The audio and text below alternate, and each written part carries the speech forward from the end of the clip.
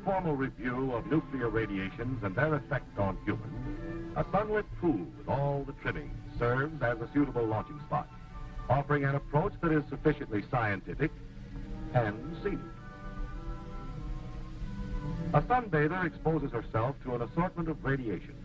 Some, such as the solar rays, are heaven sent.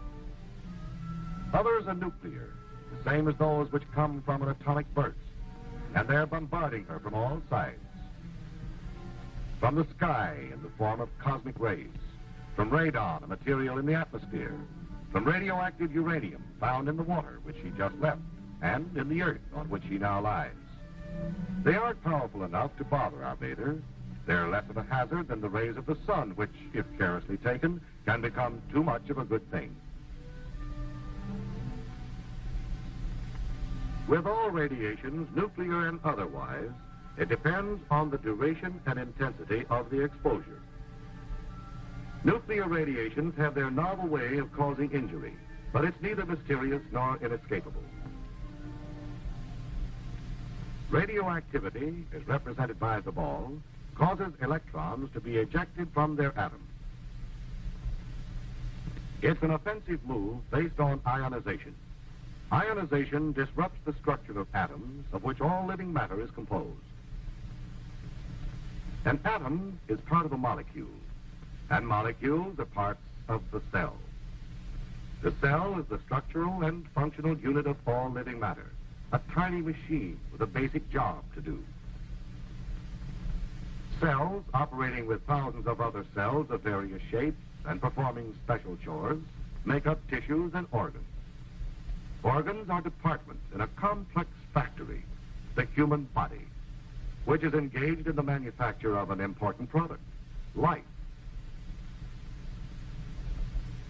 An atom then seems unimportant and infinitesimal, a tiny cog on a small wheel in a miniature machine which, if multiplied millions of times, forms the going concern that is you. But if enough of the cogs are broken through ionizing radiation, the gears grind, the machines falter and stop, the factory shuts down. Each of the 4 kinds of missiles discharged by radioactive substances has its own ballistic behavior. To observe them attacking the body, they must be symbolized far out of proportion, magnified millions of times. Gamma rays are the most penetrating, but the least ionizing. Not so penetrating, but more ionizing, are neutrons, which are not rays, but particles. Neutrons and gamma rays are external dangers, able to shoot into the human body easily.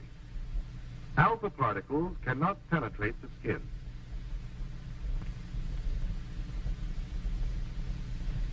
Beta particles can cause surface burns if the assault is sufficiently concentrated and sustained. Both are able to gain entry through the eating and breathing of radioactive matter or via breaks in the skin. Once inside, this so-called hot stuff takes up residence in various parts of the body, giving off highly ionizing alpha and beta particles. And how long does this radio rat race go on?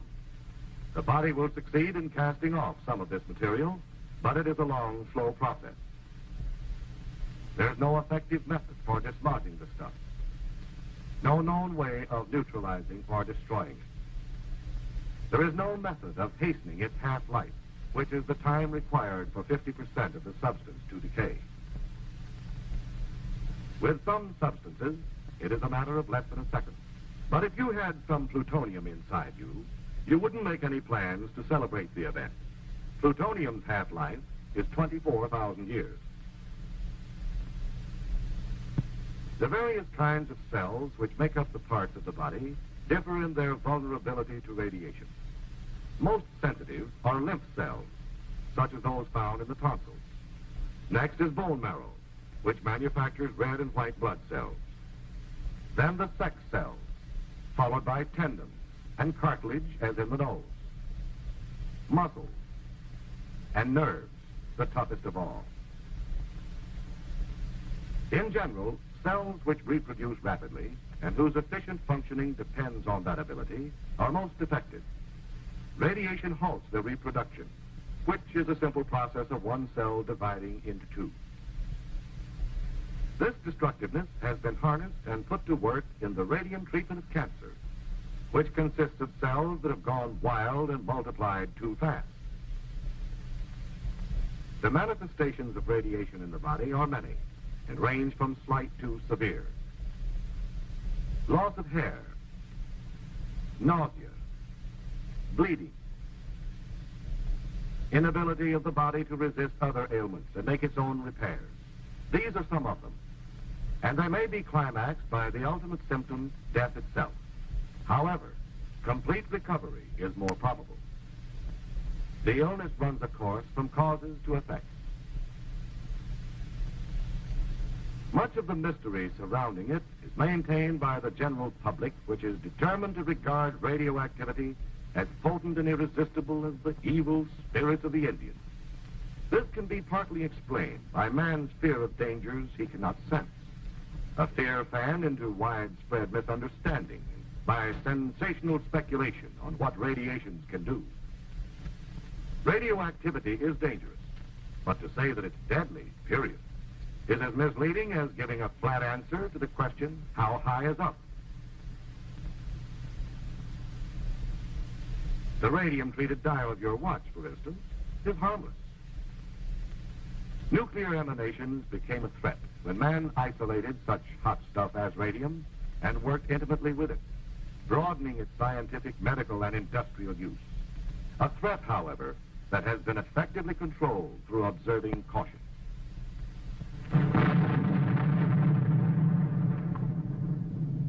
Not even the atomic bomb burst, man's boldest venture in releasing atomic power, is the DDT of humanity from which there is no escape. For it has its known limits, calling for preventive measures as clear-cut as those doctors lay down in telling people how to ward off infectious diseases.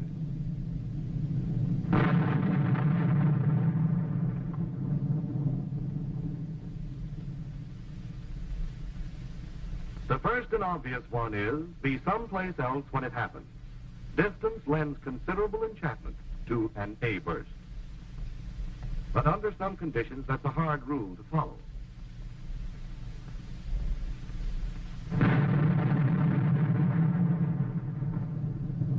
Atomic warfare, for instance, might allow little choice in the matter. So if you can't stay away from it, you must stay with it, as safely as possible and properly protected. Proper protection is based on what we know about the penetration of gamma rays and neutrons. The ability of a shielding material to stop them is expressed in half thickness, the thickness necessary to reduce the radiation's intensity 1/2. In dealing with gamma rays, the half thickness of a very dense material like steel is 1 inch. That of concrete, less dense, is 3 inches, while 12 inches of wood, which is quite porous, is required.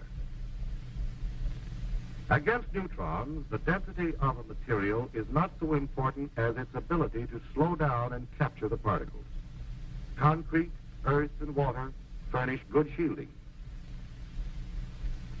The best shelters, then, against the gamma and neutron bombardment released by an atomic explosion are strong, reinforced structures.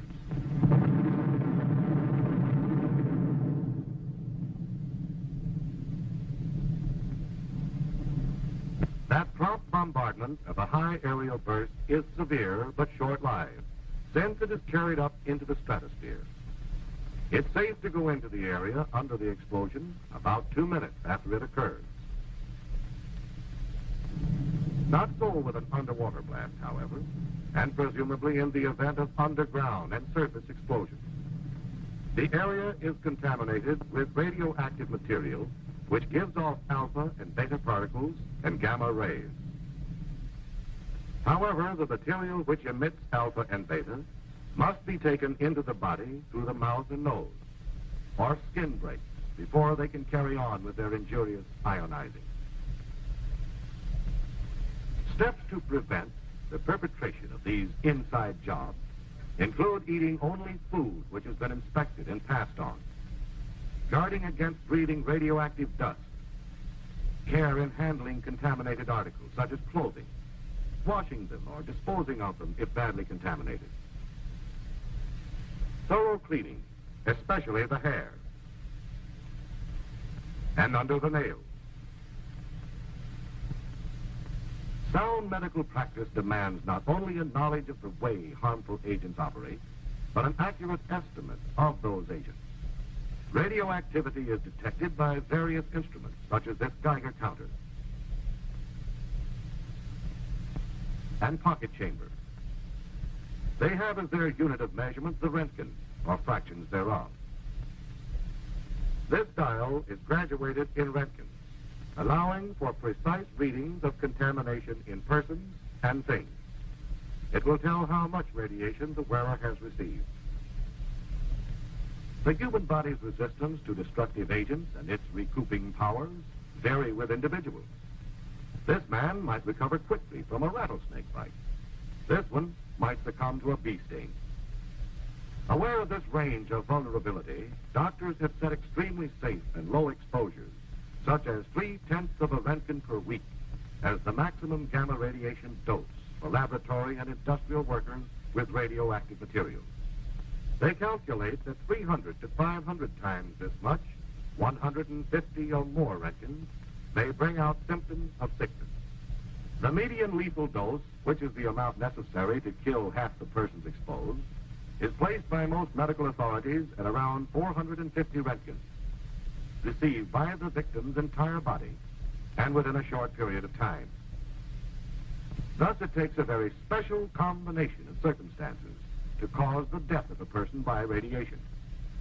A combination that's a remote possibility in ordinary work with radioactive materials, and not nearly so frequent in atomic warfare as is commonly believed. But suppose that despite preparedness and preventive measures, one gets a dose sufficient to cause sickness. What then? Is this the stock answer? The unavoidable sequel? Or this? Most emphatically, it's this. Radiation illness lends itself to treatment. The treatment is symptomatic, which means that doctors relieve the symptoms or effects rather than remove the cause. To clarify, when you take aspirin to get rid of a headache, that's the symptomatic approach. Removal of an injured or infected member of the body is specific treatment. A radiation patient is bolstered in all possible ways. The body, a remarkable self-repairing machine if given half a chance, is assisted in overcoming the effects of ionization. For example, if the patient's supply of red blood cells is down, he is given a transfusion of whole blood. If the count of white blood cells, the policemen, the anti-germ guards of the human system, is so low he can't resist infection, he gets penicillin. Medical researchers are constantly seeking to supplement symptomatic with specific therapy.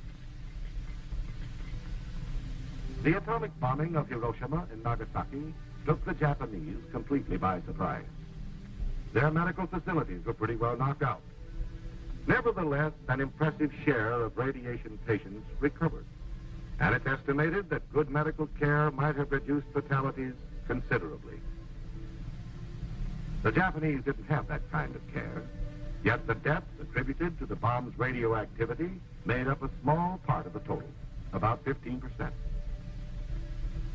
It is reasonably assumed, though, that many who were killed by the bomb's other destructive forces sustained radiation doses that would ultimately have proved fatal. In short, they were burned and beaten into oblivion before they had a chance to die from radiation, which puts the finger squarely upon one of the major fallacies in the public attitude toward atomic weapons. It's the fallacy of devoting 85% of one's worrying capacity to an agent that constitutes only about 15% of an atomic bomb's destroying potential. And that's unsound. Doesn't fit. If you must worry, concentrate on the blast effect of an A-bomb. It's prompt and devastating. It causes a gigantic rearrangement of things, a complete change of scenery, and means sudden death to those who chance to be in the way when it's happening. Don't forget the fires that follow. Consider the flash heat, which changes the complexion of all that it strikes. Bear in mind always that blast and heat are an A-bomb's most powerful weapon, that their lethal range is greater and their effects much quicker than the radiation. Blast and heat are hazards that warrant concern but not panic, because they aren't new or novel. They're the same forces of World War II's conventional bombing, which some of you may have experienced. And you did all right. You're here.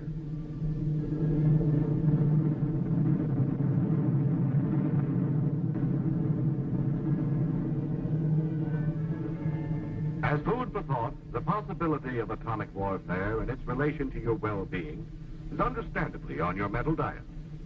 But in your thinking, adopt the realistic viewpoint of a man engaged in a gun battle. His chief fear is not that he might come down with a case of lead poisoning, but that he's apt to get an extra hole in his head. Some of the falsehoods circulated about radiation effects are trivial, but upsetting. They're beamed right at one's self-esteem. And will eventually result in a race of bald-headed people. Just imagine it. Imagine yourself with no hair. They'll call you old skinhead, old chrome dome. And that's not all radioactivity will do. It will... Enough exposure to radiation will cause loss of hair. The treatment, if you'd insist, would be symptomatic, a toupee. But the condition would only be temporary. Your hair would come back, same color, same cowling.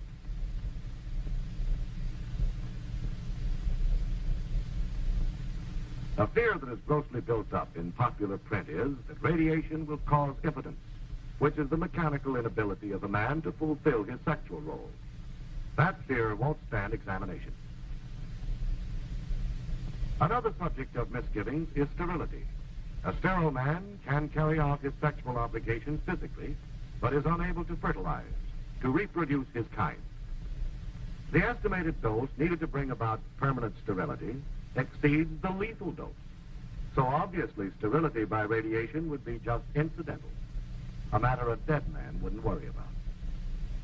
The public has been force-fed grave suspicion that extensive use of atomic energy, as in war, might eventually result in an overabundance of freaks, suitable for sideshow exhibition. We can start picking the freak possibilities apart by looking at a sperm cell, the kind of cell that plays a leading part in reproduction. These chromosomes contain the material through which such physical characteristics as color of hair and eyes are handed down from parent to offspring. Sometimes the chromosomes are broken up. This upsets the heredity controlling material when the cell divides, and the result may be a mutation, a variation from the parent. It occurs naturally and may also be brought about by radiation. But radiations can't produce any new kinds of mutations. They can only increase the natural rate. Is the increase enough to stew about? No. We can't experiment along these lines with humans, but we can observe the effect of radioactivity on mice and fruit flies, which produce new generations so frequently that to study them for a short time is like reviewing a long span of mankind's history. These are the probabilities, and they aren't important enough to lose any sleep over. Besides, a mutation can be a good variation, an improvement over the parent. If you'll be honest with yourself, face the facts, you'll probably realize that your principal worry ought to be that your offspring will look just like you.